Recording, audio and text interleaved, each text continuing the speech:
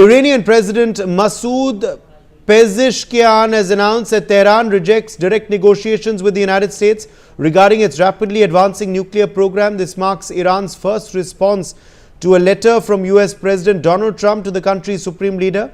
Pezeshkian has said that Iran's response conveyed through Oman left open the possibility of indirect talks with Washington.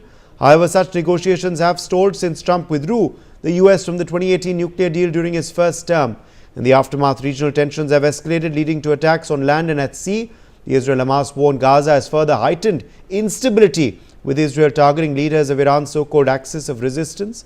Meanwhile, as the US launches airstrikes against Iran-backed Houthi rebels in Yemen, the possibility of military action against Iran's nuclear program remain a looming threat. Mehndi Garg is joining us for more on this story. Mehndi, what is the Iran stand on negotiations with the US?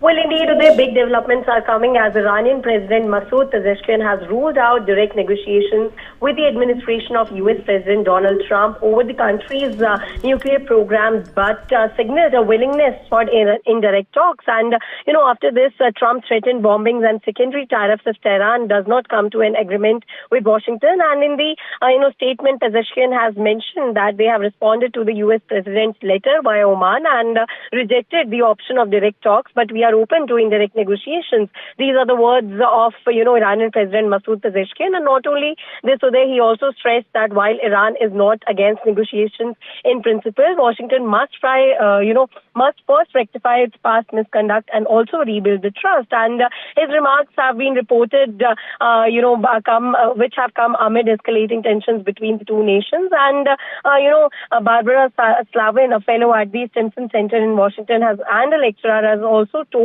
that, the Iranians are right to be distrustful and given Trump's track record and withdrawing from a previous deal. And not only this, now Donald Trump has also even signaled willingness to, lift sanctions if nuclear and regional issues are resolved, but his ability to secure a deal is uncertain. And also, it has been said that the U.S. has moved additional bombers to Diego Garcia. It's got another aircraft carrier apparently coming into the region. According to we can say that Iranians, it has been said now that it is well positioned to carry out some sort of military action and possibly in conjunction with the Israelis if there isn't movement toward a diplomatic settlement.